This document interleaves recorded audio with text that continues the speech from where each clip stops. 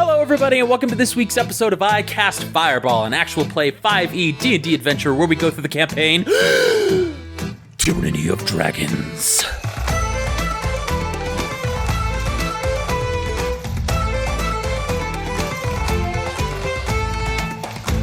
I'm Thomas, your DM for this adventure, and around the table we've got Malamara, Lance Thalen, and Fleeple. Let's review what happened last time we left our adventurers. They had just recovered from a dire situation where Fleeple had fallen unconscious with almost half a dozen kobolds that were still alive, practically surrounding our party. But thanks to some quick thinking from Malamara and Lance Thalen, they were able to save Fleeple while Mal took care of the remaining kobolds. Taking a moment to recover and Fleeple conjuring an old friend to aid in his recovery, they were interrogated the winged kobold, squeezing him from information. After a brief discussion and formulating a plan to release the drakes on the unsuspecting cultists, they found a meat locker that had been trapped before sneaking into another chamber that was completely devoted to the Queen Tiamat. Now, this room was not unoccupied. It was guarded by two barbarian women, and a battle quickly ensued, with our adventurers gaining the advantage.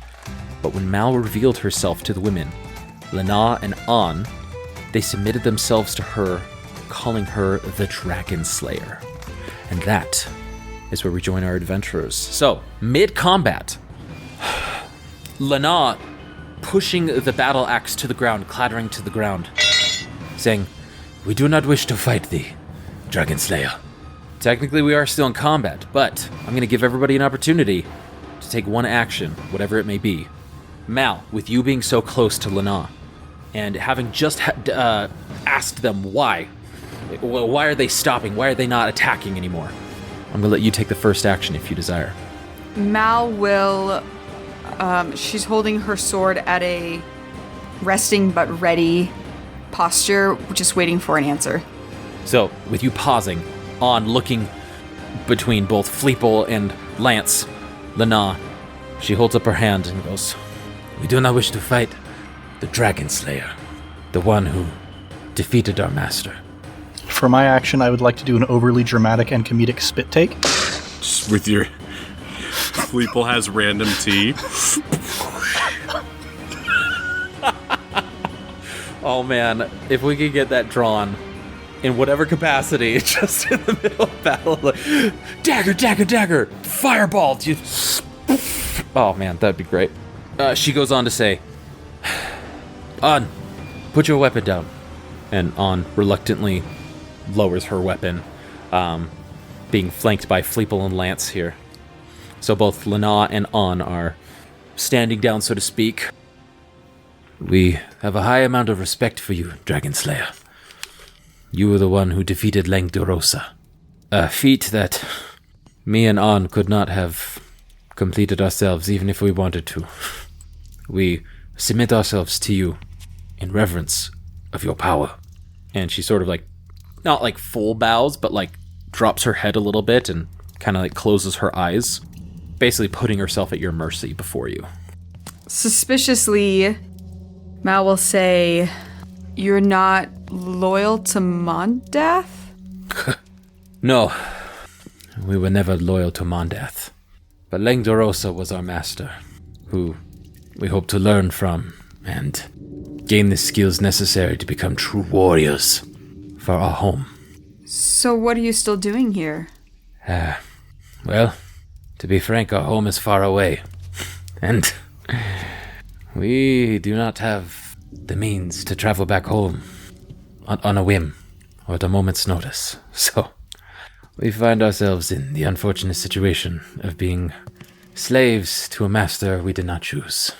Can I do a insight check to see how sincere they're being? Absolutely. No, you can't. The DM can always say no. Oh, I know. For instance, he hasn't even asked about my reaction. This whole conversation hasn't even happened because I stabbed him in the back. You're just like, I stabbed them 10 times. It's been 60 seconds at least. Bam, bam, bam. Well, I'm draining hit points right now. I'm going vampiric right now. Come on, quit the crap. My insight roll was an 8. 8. Okay. This is taking you really off guard. You're not in your element whatsoever. Like, when you're in battle, you're focused. You are battle-driven, right?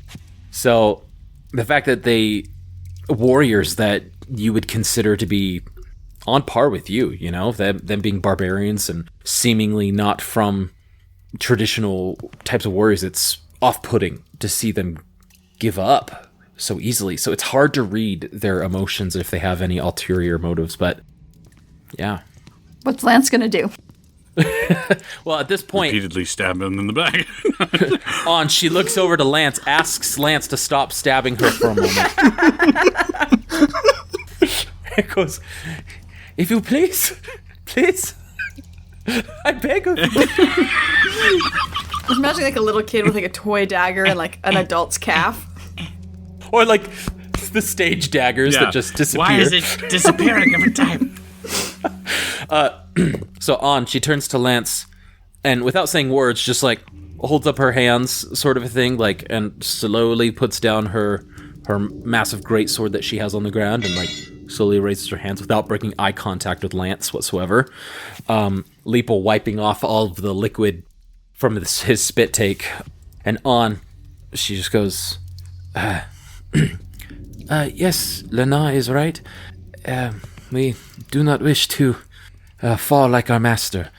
And I apologize, I don't know if I ever described these two individuals to you. So now that your battle vision is clearing, we'll say, the red has gone out of your eyes. Lena, in particular, she is a woman with much darker skin. And she doesn't have traditional armor on whatsoever. So a lot of her skin is exposed. She doesn't have armor to protect her vitals, necessarily. And so with that, she also has black hair.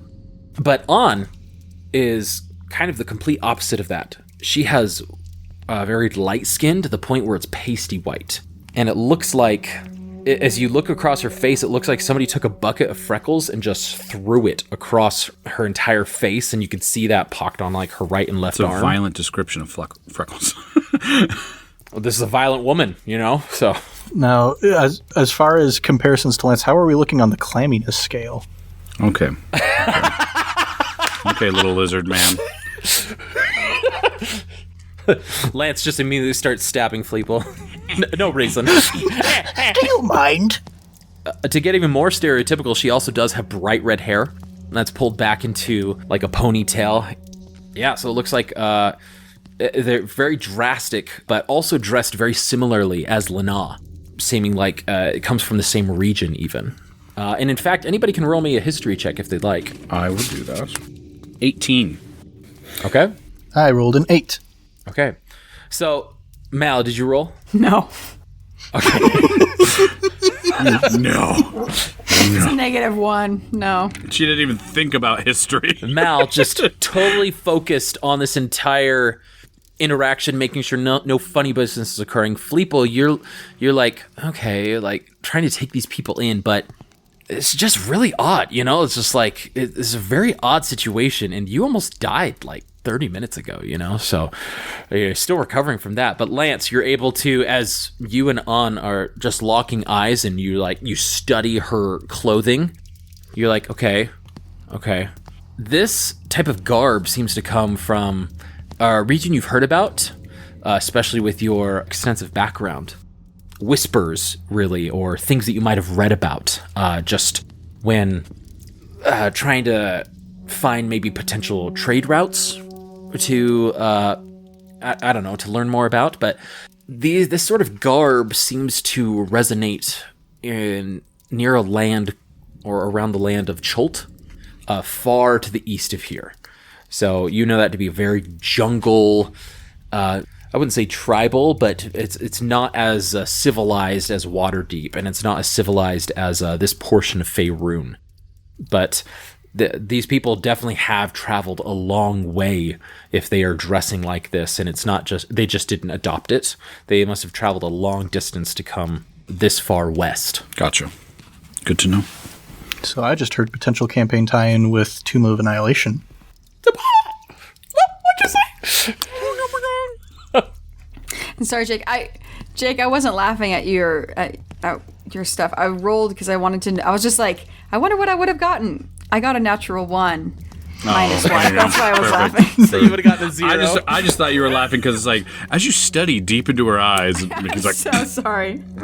It was unrelated. Your eyes, another pasty white person. Your eyes. Lance will remember this. Yep, Lance remembers. I wanna be there in your eyes. Good old Peter Hollins. Okay. So, Lena, she, as the silence, as everybody's just sort of studying each other, Lena, she goes, Dragonslayer, if you would be willing to spare our lives, we will not impede you in what you are doing here in this chamber, this dungeon. We will not hinder you, as you have earned our respect, and you have earned our admiration, if you will. Mal, as a sign of respect, will put away her sword. All right. Visibly, an entire change comes over Lena of just like a sigh of relief, and like her posture changes, and On does as well, even with. So as Lance is still stabbing On, no, but On is also relaxing a little bit with the understanding that Lance could strike at any moment. So still aware of that. Thank you, Dragonslayer. As you probably know, my name is Lena, and we can offer you what information we know about this location you have found yourself in, but or how can we be of assistance? Would you be offended if perhaps, or maybe could I make a request? Would it be possible to, you guys, if you'd like to just stay here for a moment, could I talk to my gentlemen warriors here and get them to... Can I just talk to my friends for a second? Can you... Thanks. Oh, yes, of course. And with that, her and On, they just sort of back up like 10 feet, giving you the space. On being just staring at Lance, like with a, we good? We good? We good? As she's backing up, she's like, oh. So, and they just back away 10 feet, allowing you to a small huddle, if you will. Lance just like, as they're backing away, he'll, like in one kind of fluid motion, like twirl his weapons and sheathe them. And before we turn as a group, I'll just for the record, we helped a lot in that fight too.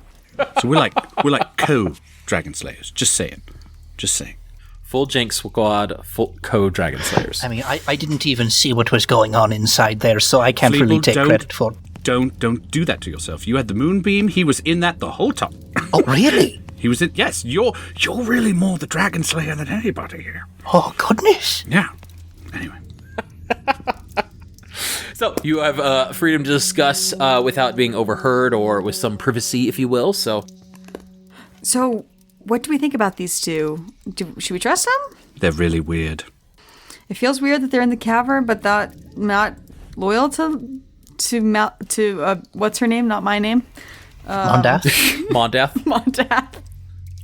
It's really curious that they were subservient to this lizard man. What was his name again? Sorry, I blanked on his name. Lenathon. Okay. Yes, to lizard. Or it was Langdorosa. Lenathon was the dragon. I was going to say Lenathon too. That's the real OP. Yes. That's the real OP right there. We got so many blue dragony people with L names. On just pipes up, Langdorosa. Thank you. To Langdorosa, it's interesting that they were subservient to him. They seem like they're from very far away, and I don't know how he would be able to rope them into traveling so far. Unless they were already here. Langdorosa was in charge of the nursery, so if they were loyal to him, they might have some really great information on this cavern. Even by their language, they weren't loyal. They were almost slaves. Devout, yeah. Anyway, but that's neither here nor there. The point is, what do we do with them right now? Because we have them, but we also have 12 angry cultists in the other room. And don't forget about this guy. And I just kick Tommy Wiseau's unconscious body. Oh yeah, we tied him up. Sorry. So I'm not sure. I'm not saying we kill them right now. It's just weird to leave them here and then go about doing all the rest of our business. Maybe they could be recruited. If they're not tied to the cult, maybe they'd even be willing to help in those endeavors, especially with your persuasion, Malamara, since you are the Dragon Slayer. Echoes weirdly in the room. I'm actually quite comfortable using that kind of moniker to get them to do things with us. I also feel like it's probably better for us to take them with us than leave them here. Why didn't they just leave when he died? I'm so confused. Just confused. Well, I think that's part of the information we could get from them. I just wanted to know if you guys were vibing the same way that I was trying to vibe them. Oh, we vibing. Yes, we know how much Lance Stalin is vibing with these two ladies. Yeah. Yes, Looking deep into her eyes. in her eyes. So, while you're having this conversation, just understanding, like, you rushing into battle, you might not have been able to take the room fully in. So, just to give you some more context of what room you're actually in, you knew that it was some sort of shrine or homage to the goddess Tiamat. And this only you being in the middle of the room only seems to confirm this. You are just surrounded by murals, tapestries, even a few rugs, pottery, all with some sort of dragon or Tiamat depiction just being shown. And the artwork is beautiful. Some of them are very small. Others are etched directly into the stone. And so in addition to these tapestries, you see about 24 sculptures etched and sticking out of these stone walls. And as you are just started glancing about, easy to see from where all of you are at, because all of you have dark vision, and there are sconces throughout the room, or torchlight lighting up the room. Each of these sculptures are just depictions of dragon heads. Some of them are as small as a fist, some are as big as like 2 fists wide, but not like the entire wall, but just a dozen or so of them. Red, white, blue, green, black, all around in the entire chamber here, all depicting the chromatic dragons, each one of these colors being a head of Tiamat. And directly behind some of you, or to the west side, there's a little alcove to where the biggest tapestry hangs. It's 10 feet tall from floor to ceiling. And it is, from an artistic standpoint, a beautiful and ornate tapestry of Tiamat herself. This alcove is surrounded with burning candles, and in the direct center of that is a treasure chest on the floor, and it's roughly about 5 feet wide. And Mal, you mentioned that you always had your detect magic sort of pinging, right? Mm-hmm. That chest is magical, or something in it is quite magical. Now that you're able to take in the room, that's sort of what you're able to passively see as you're like having this discussion about these two barbarians and the room that you currently are in. And one last thing, I'm so sorry. Just the actual this chamber is one of the largest that you've been in. Like, it's as big as the Kobold barracks, if you will. It's roughly, like, I would say maybe 50 by 50. So it's can hold a lot of stuff in here, and you can move pretty freely in this room. I think that we should go talk to these barbarians and find out more about the cavern. Lance, sometimes you're kind of talky and sometimes you're not so talky. Are you talky today? I'm feeling a little talky after we had our battle previously and we wanted to get that information from the kobold. I'm feeling a little more brave than usual in terms of talking. So I think let's go talk to them. If we gain their trust, to sweeten the pot for you, there's a chest in here. Yes, I saw it. It was the first thing I saw. It's 12 by 10 feet. What? No.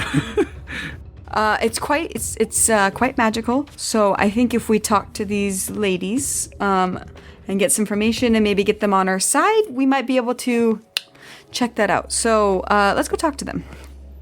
Fleeple, what... While we're talking to them, what are you going to be doing? I'm just kind of like staring over at the chest, and then they come to me, and I'm like, "Oh, what? Oh, that chest over there is very interesting. 10 by 12 feet, I know, yes. Exactly. 10 by 12 feet. Look at how big that thing is. I'm just joking. It's like a locker. Oh my god. So I guess one quick thing that I'm not sure if I picked up on is, does it look as if the tapestry, that big 10-foot tall one, does it look like there's something behind it? Like it's covering something up? To do that, you'd have to get closer and probably do an investigation of the tapestry. Is that what you would like to do? Yeah, I think while these guys are talking to Lana and On, I'd like to just kind of get a closer look at everything that's going on in this place. Absolutely. So specifically to go up at the tapestry, I'll make you roll an investigation check for the tapestry, or do you want to just do a general perception check? Is there a chance I could do both while they're talking with them? Yeah, so we'll say like the investigation check, probably a good, 5 minutes, depending on what you find. Could be more, depending on your roll. But let's just start with an investigation check. And let's have you roll it, and then we'll hop over to Mal and Lance while they are having this discussion, and we'll come back to you, Fleeple, on what the result was, okay? Cool. Definitely going to guide myself on that. Did nothing. I got a 4. Oh, with guidance? With guidance, yeah. Should have asked the investigator to investigate. But you're the talkie guy right now. I am a little bit. That's true. Yeah, the plus... okay, let me just establish, talkie means +1. It's not talking. It's beating everybody else's 0, but it's not doing much there. Well, we'll come back to Fleeple to see what he does glean from his investigation. But Mal and Lance, you wanted to go and speak to these barbarians? Yeah. Okay. So, Lance, as you approach with Mel by your side, you go up to the barbarians, and both of them look at you. Lana, she kind of stands up from her sitting position, and On, she stands up as well and close behind her. Yes, is there anything we can help you with, Dragon Slayer and Dragon Slayers? Yes. How about you take the lead on this, and I'll back you up with anything. So we were wondering if you would tell us, be able to explain a little bit more about where we are, the rooms that we're in. It looks like there's a couple of branching off rooms. Is there any information that you can give us more about the cavern that we're actually in? Where are we? Yes, from what I can tell, they had just set up camp here, and we're trying to hold down the fort while the gold and the rest of the cult had moved on to the next position. So you're still working for them? As I mentioned, we don't have a lot of options to leave, for we have no no monetary means to go back to our home, and our leader was slain by you. So we are unfortunately indebted to them until we can find some means of compensation to where we can go on our way. But I fear that Mondath knows that we are not, and she glances over to On, that we are not fully devoted to the cause. If I remember correctly, Lenderosa was in charge of the dragon nursery. Were you guys involved in that? Yes, we are truly the gods to the nursery, if you will. And just to the east side of this room, she points down into the darkness where there is no light. And you were so taken back from what else was in this room and the battle that you didn't even really pay attention to look to the eastern portion. There are steps descending downwards, and she goes, the room in there is where the dragon eggs are kept. Are they still kept there? Yes, best to my knowledge, there are 3 that are still there. Cool. No doubt. To that, Lance, roll me a wisdom saving throw. Just my mind breaks. Oh, that wasn't good. Wisdom saving throw. That's a... Come out. Sorry, I'm checking something. Why do I have +1 to all of my saving throws? Was that ring that I had? Yeah, Ring of Okay, so that's Protection gone. would have given That's it gone. to you. Yeah, correct. Ring of Protection is gone. Good to know. I wasn't using them before, but then I just noticed I had those little writings. So, Well, you haven't rolled a lot of saving throws yet, so. so that's 8. Okay. To your cool. No doubt. On just starts laughing, but it's not her voice. She goes, I've missed you about that, Lance. I really missed it. And as you blink your eyes and you stop, On's face just is back to what it was before, where she just is like looking between Malamara, Lana, and... Did Mal hear that, or was that only for Lance? Was that only Lance's perception? Mal, all you can see is Lance just started for some reason. Cool. Malamara, I think you've got this. I'm going to go help Fleeple. And I just walk away. Great. Cool. Cool. I'm trying so hard not to say that. Fleeple, as this is roughly 5 minutes or so, you're careful not to touch anything really. To just try and this whole chamber is just filling your heart and even your soul with just this disgust, but also this just sorrow of it could be mixed with a little bit of guilt as well. But you go over to the tapestry and you do admire. It is very well done. You can't really even see the seams, but you are looking at it, looking around the candles, and you just ever so gently move the tapestry slightly, not significantly, but slightly, and it does look like it is flesh against this wall. There doesn't appear to be anything. Yeah, there doesn't appear to be anything, but you feel a little shaken. And so then at that point, I guess Lance comes up to me. And I'm just gonna come up just okay, hey, buddy, hey, just do the finger gun thing that I'm really terrible at. Yeah.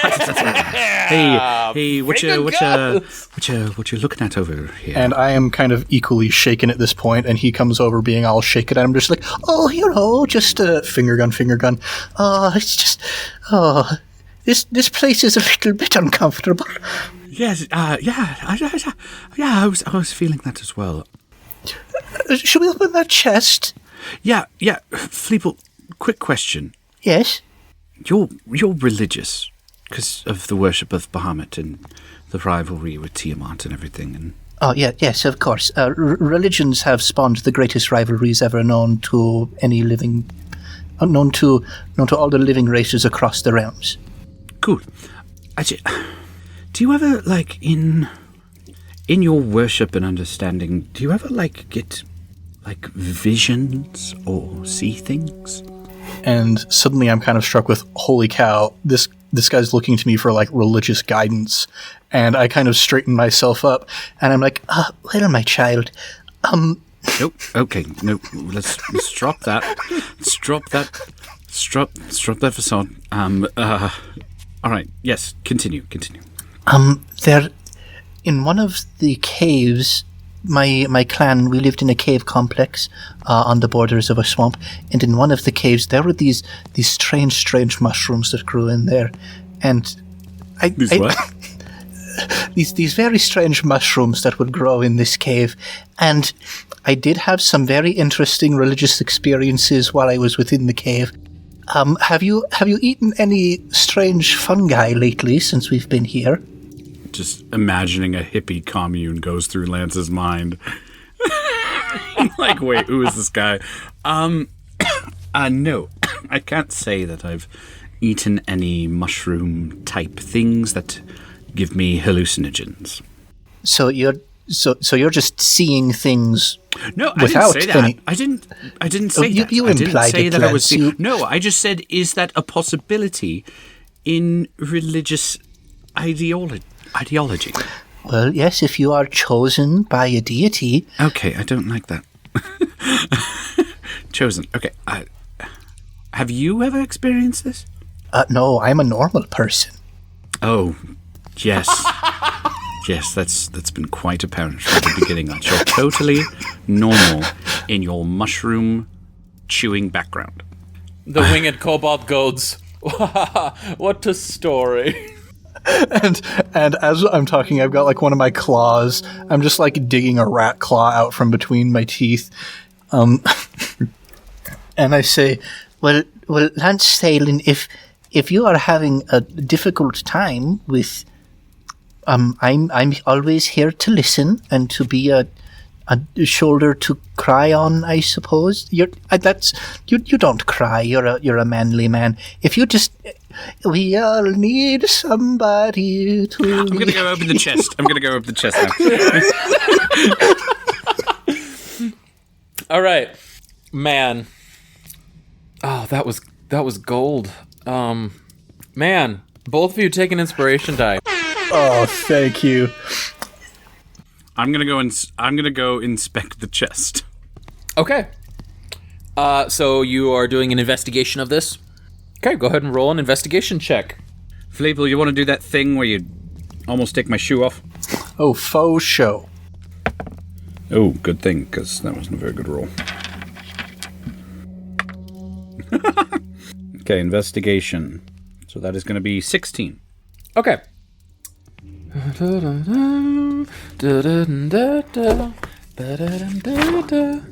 We already had In Your Eyes by Phil Collins. We had another song. We had Lean on Me.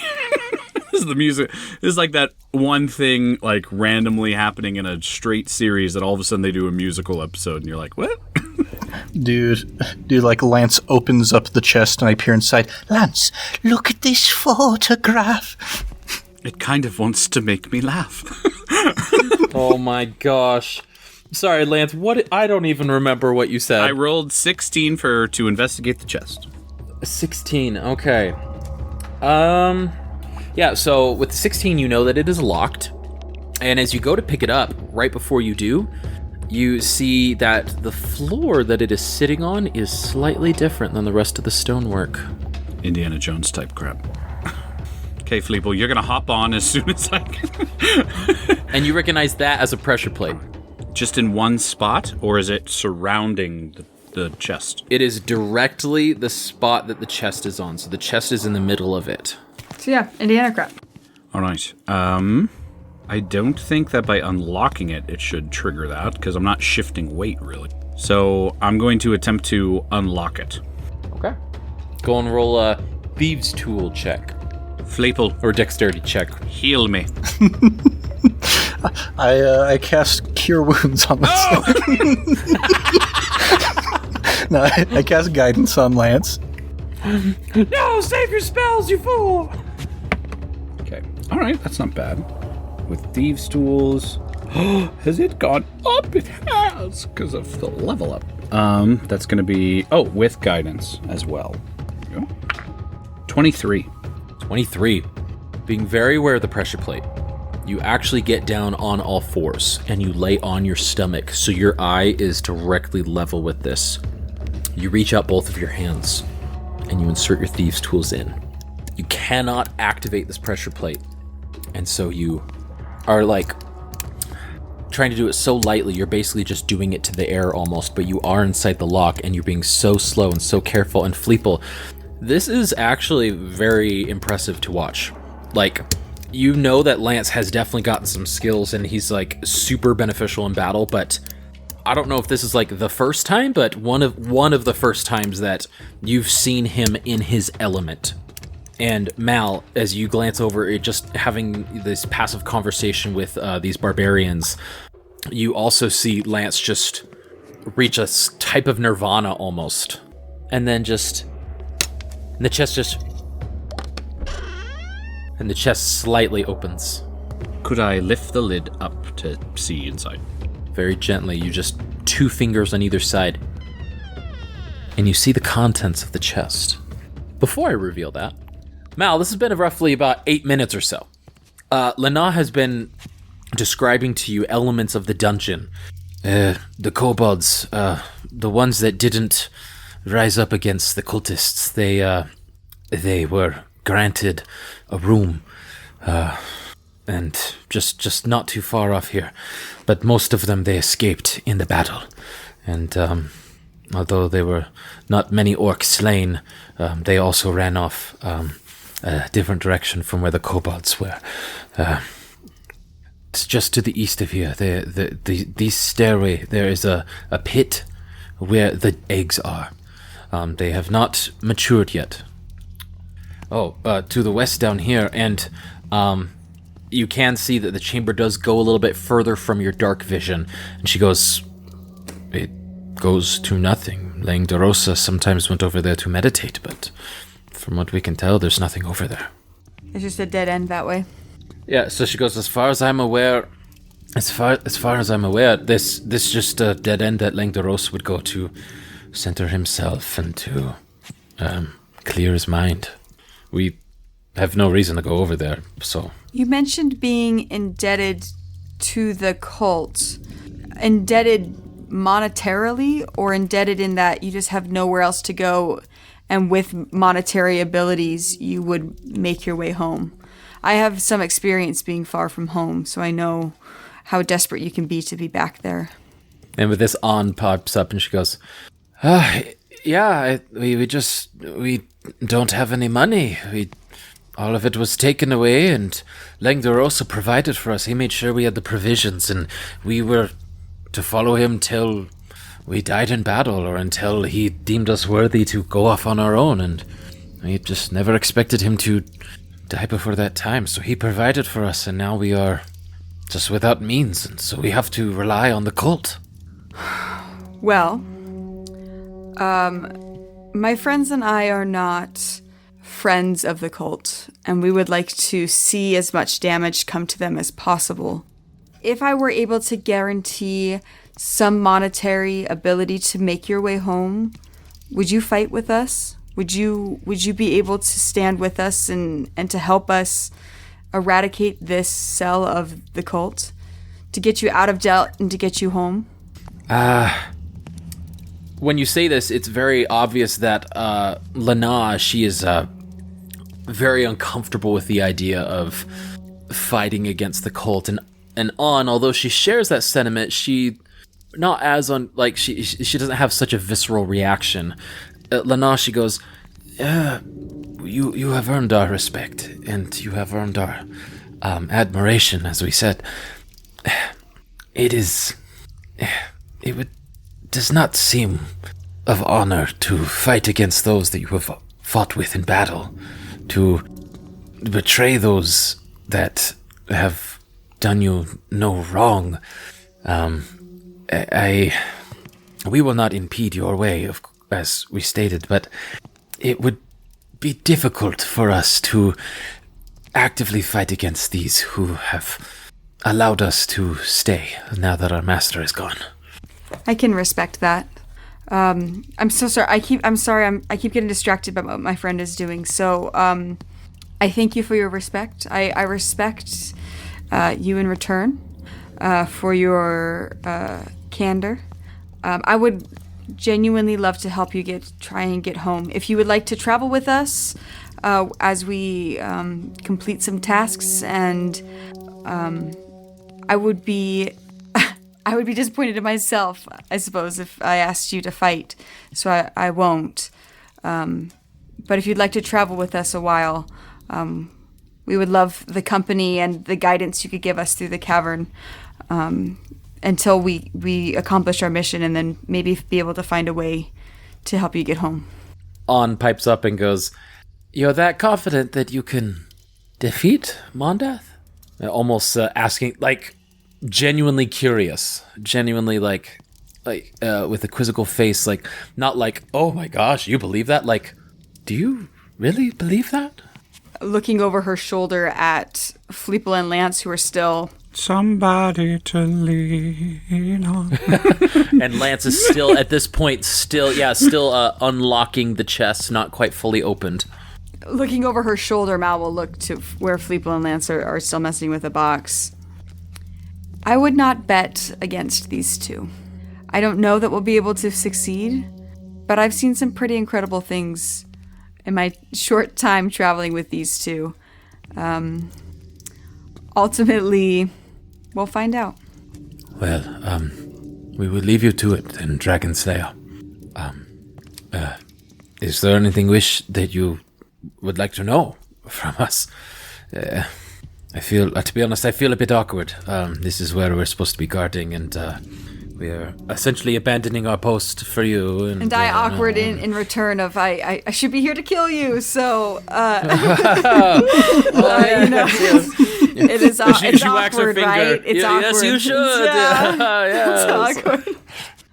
Once could we go down and see the dragon eggs? Would you take me down to see the nursery? Yes, of course. I will take you to them. Sorry, Mickey, that was a very good thing you were doing with the dialogue. I just was laughing because you were like, I've seen some pretty incredible things, and I just imagined Lance humming to himself and Fleeple awkwardly like clapping off beat, like like as his guidance. That feels right. He's not even trying to get the 2s and the 4s. He's trying to get the 1s and the 3s. Yeah, he wants those ones. He just can't get it. That's where Fleeple finds the magic. At this moment, the chest opens up, and Mal, your detect magic just goes off. Something very strong is in there. And Lance, as you and Fleeple are standing over this chest, you find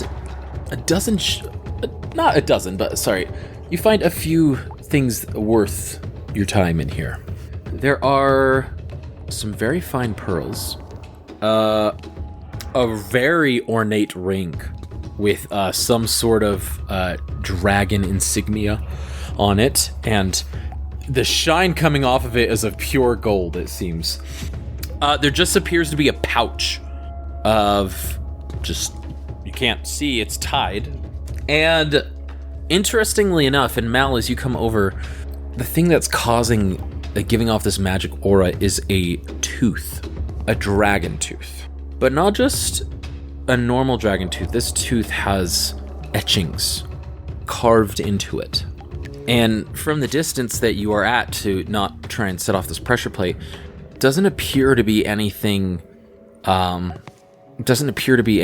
anything that you can read or decipher, but they are ornate, and there are a lot of them. Is anybody trained or proficient in Arcana? I am. Lance is. Okay. Lance, I will allow you an Arcana check. Hail me. I don't know if you could do that with just inspecting. Yep. Just roll an Arcana That's check. not bad. It's 15.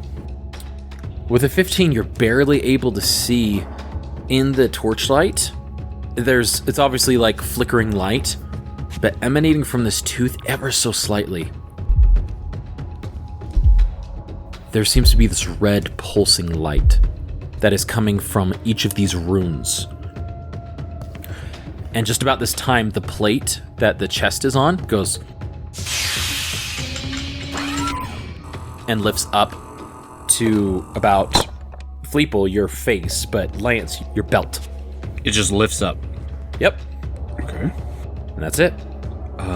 Can I tell if the pressure plate has been now deactivated, meaning there's no additional setting to release something? Yeah, sure. Go and roll me another investigation check. 14. No. Because 14? No, yeah. Investigation 14. Yeah. Okay. Doing a quick scan, it appears that this pressure plate has been disarmed. I will say to the group, it looks like there's no more trap going on, at least. These things are free to be taken. The tooth, so with my Arcana check, Thomas, the tooth, can I tell what kind of magic is connected to this tooth? This magic? No, you can't tell. But Mickey, with your detect magic, and I'm sorry I didn't give this to you, this tooth is glowing with transmutation magic.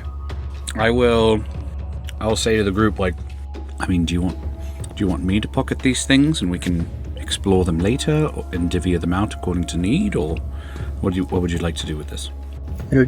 I suppose, have we established like a treasurer? Because those Not pearls, really. those are definitely valuables. If we have one person hanging on to all our valuables, that could be maybe a bad thing, but maybe a good thing. I mean, I have the most money out of the group, I'd assume, because of winning that drinking game that Mal lost. Yes, of course. Yep. How could we forget it? I grabbed a bunch of money from somewhere, too. I forgot where, like it was last. Anyway, so I have a lot of the money we've been recovering, or at least, You have a 10 gold piece loan from me for some reason.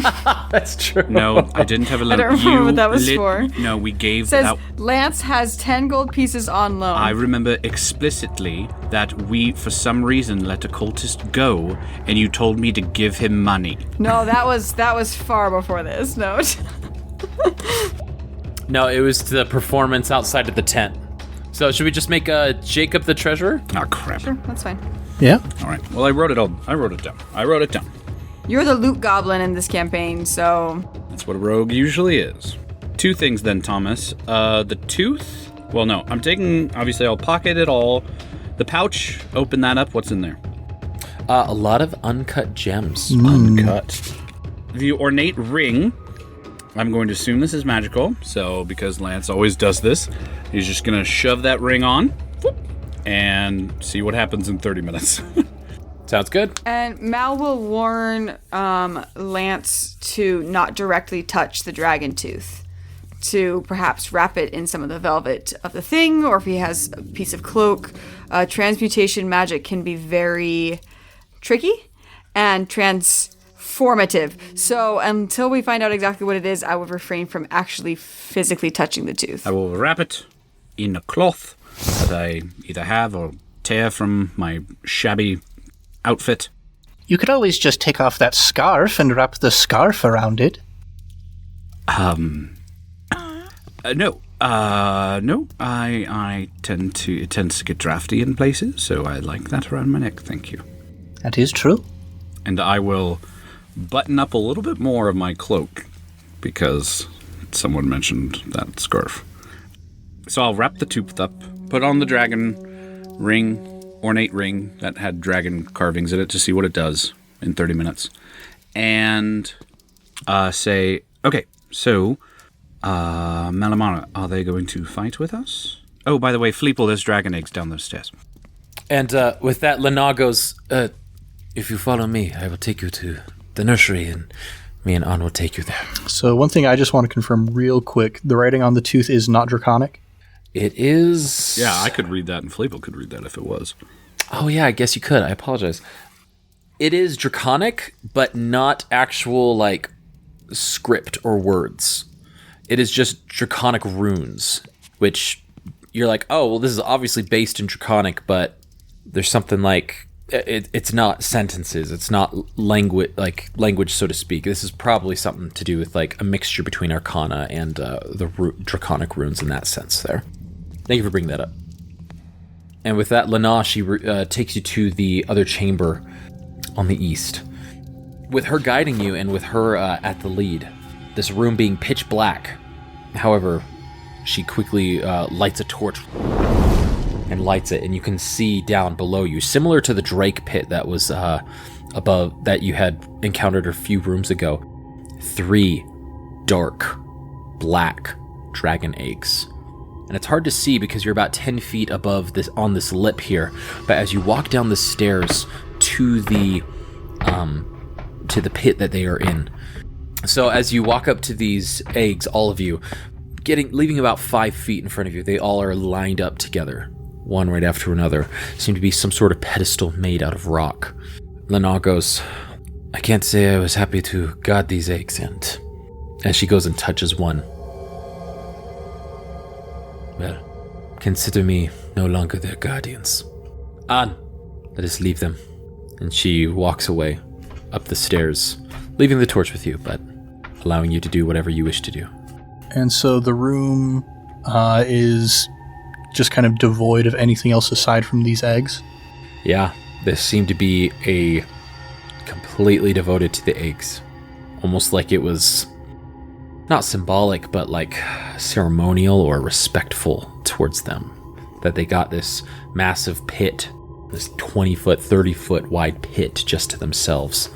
Man, Fleeple is just kind of...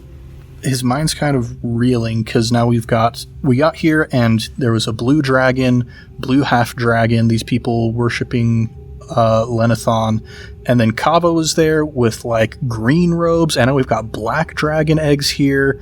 So Fleeple is just kind of like taken aback as he's starting to realize kind of the depth and the complexity of the web that is being woven here. And both Lance and Mal, you can see Fleeple walk up to these eggs and just raises his hand, but slowly lets it drop as he just seems to be caught in thought with these thoughts that Ned just shared. Well, I think this is our evidence for what the cult, at least part of what they're trying to do. I think it'd be wise to take at least one of them with us. Now the question becomes, do we try to sneak one out of here, or do we try and go take care of the 12 angry cultists and Mondath and then come back for them? I mean, it would be nice to know a little bit more of their intricacies of the webs they've woven across the continent, as we've heard but don't have evidence for. And I'd assume that would be with Mondath. So I'm all for sneaking away when needed. I don't know if this is one of those times. These eggs are the reason why the cultists are here in these caves. If we go to attack and they think something is going on, they're going to come here to take the eggs first and foremost. I think we need to remove these, or at least take them to a place where the cultists will not be able to find them before we launch our attack. I agree. I concur. Can Mal real quickly check in with her familiar since it's been a hot second? It has been a hot second. Go ahead and roll a perception check using the imp's stats. Oh yeah, that's something that I have to do that I keep forgetting. Fleeple, I think it'd be good if we're taking these with us, that... I don't know, I just feel it's appropriate for you to be the one to carry them. And Fleeple kind of pauses and nods solemnly. It's like, these eggs, they're going to produce something that is incredibly evil, and yet, at the same time, so young. But he reaches out and begins to gather up the eggs, ready to carry them to a hidden location. By the way, this isn't like a lizard thing. I wasn't like categorizing you and putting you in that box. It was just, It's a dragon racist. It was just, shut your face, Mal. Looking on your familiar. No, I just felt that this is part of what you're fighting, but yet also maybe something you could do to change the trajectory of what these might have been if left in the cultist hands. Fleeple takes a big breath and sighs out and looks up towards the heavens and says, Vethimolik tor ux, and goes to gather up the eggs. And Lance, now being able to understand Draconic, recognizes this smaller prayer, may my scales be platinum. Malamar rolled a 16 to look in through the imp's eyes. Sorry, a 15. 15. So, Mal, as you see Fleeple gathering up these eggs almost reverently and solemnly, putting them in their pack, them being about... Fleeple having to hold with both hands, some like two of them, they're that large, just tucking them away in this pack. You turn around just to focus. And with a 16, nothing seems to be amiss. There's a little bit of there's a song being sung. One of them being a mournful song, and somebody saying, shut up. And as you come back, feeling that it's all right, Fleeple, you having these eggs, you feeling the warmth push through the shell into your hands and tuck them away. All of you having achieved your goal to get the egg, get the evidence. That's where we'll end tonight's episode.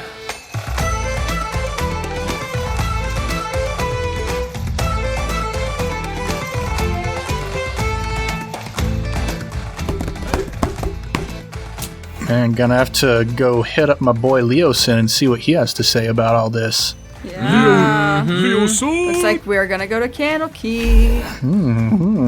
Holiday say. Road. Holiday Road. We can never not do Hotspot again. It's true. We always are doing Hotspot. Well, some great moments in this. Some great moments in this session, I feel like.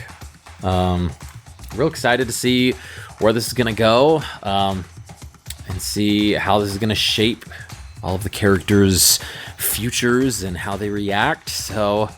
But that's all we've got tonight. So, as always, thank you for listening to this week's episode of I Cast Fireball. As always, we hope you've enjoyed this wacky adventure.